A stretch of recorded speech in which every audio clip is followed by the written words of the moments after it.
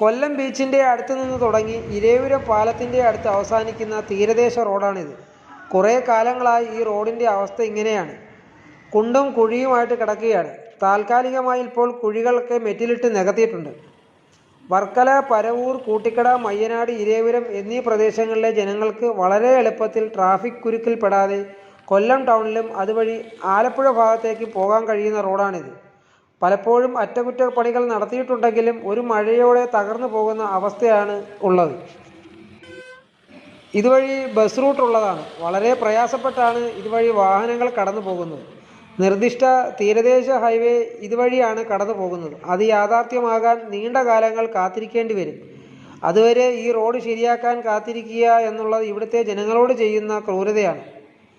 ഇരവിപുരം പാലം തുറന്നതോടെ ഇതുവഴി യാത്രക്കാരുടെ എണ്ണം കൂടിയിരിക്കുകയാണ്.